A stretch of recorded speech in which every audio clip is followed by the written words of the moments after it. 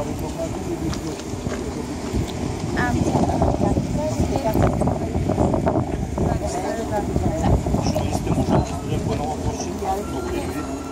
е мястото на Плиска и Преслав в културната програма, която ще преследва България с председателството на Европейския съюз? Има ли визия?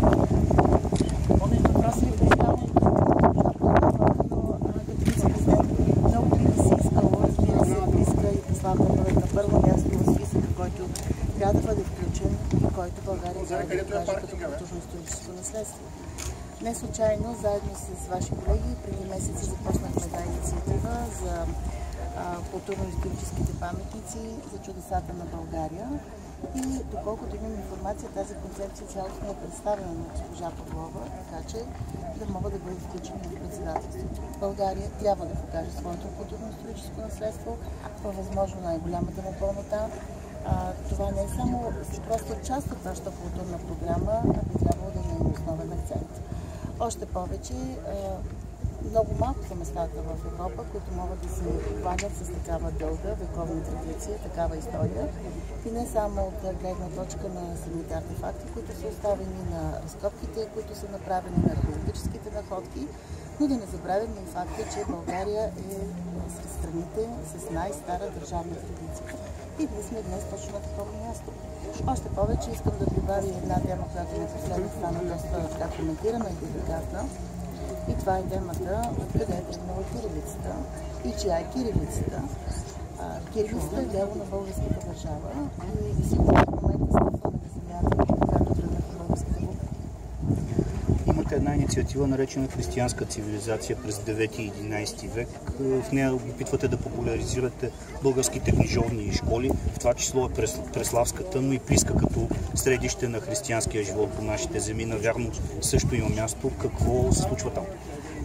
Нямаше да има Преслав, ако преди това не беше Плиска, защото в трудолюбивото дело на цар Борис тръгна книжовната традиция на България. Се създаде най-старата славянска, не само писменост, а и славянска литература.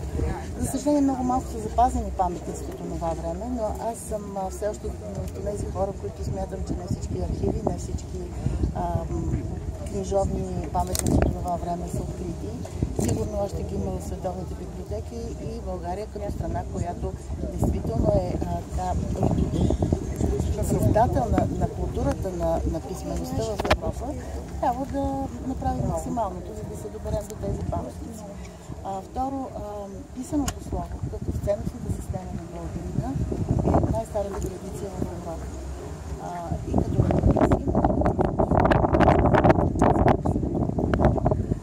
всичко това нещо може да се представи в една чудесна концепция за страната, с която да покажем кои сме ние на цяла Европа и на целия свят. Все още това е неразработен терен. Много трябва в тази година.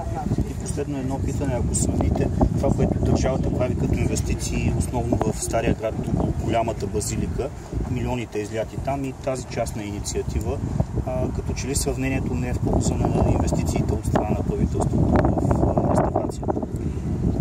И че аз искам да поздравя господин Алексинян, защото това е наистина невероятно дело, като имате предвид от кого е направено.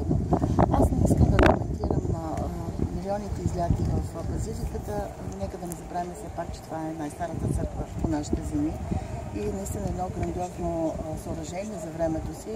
Ако не ме лъже паметта, това е най-голямата базилика от тези времена, нали, говорим за 9 век и то началото на 9 век. Поне така казват историците. Но много ми се ще нещо друго. Малко повече рационализъм и разум в изразходването на тези средства. Защото и тук, и в Преслав се направиха доста неща. В крайна сметка се оказа, че няма пътища, до които как да стигнем до тях. Нямаше и туалетни. Това вие го казвате. Освен това, струва ми се, че доста пари трябват и по отношение на консервирането на самите паметници, особено тези, които са още в период на разкопки. Госпожо Йотова, вие загаднахте темата за пътищата. Виждаме тук е много културно-историческо бижу, но все пак пътят, по който минаваме в трагично състояние, кога държавата ще помогне? Това е само този път, за да го оправим верно. Вижте, това са въпроси към изпълнителната власт. Не бягам от вашите въпроси. Но така и иначе, сложиха се доста неща в магистралите и в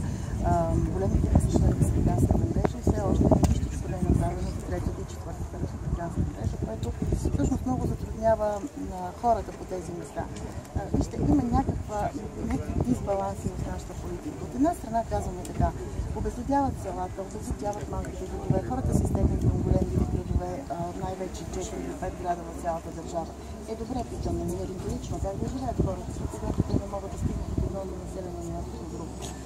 Все се надявам, че председателството ще ни помогне в тази посока, още повече правителството сложи едното от кътата в своите приоритети, това е така наречената кохезионна политика, че България ще се умее успешно да я защити, защото публична тайна е, че след 2020 година има много сериозна и плашеща тенденция към това еврофондовете да се изразходват само по отношение на инвестиционни планове, т.е. да се спре тази донорска политика към държавите, в които очевидно има какво да добавят на стандарти. Това в никакъв случай не бъде да допускаме. Може да речете всички българи, че вие ще зададете въпрос на изпълнителната власт, за да помогнете за този път? Има си други правила в държавата. За съжаление, ние нямаме законодателна инициатива като президентска институция. Работа е на парламента да задава въпроси. Нашата най-голяма сила е в лостовете, в поставянето на публичните на тези проблеми на масата за преговори, да им се дава повече публичност. В това отношение нашата роля е много прилича на вашата журналистика. Аз ви предлагам заедно да го направим.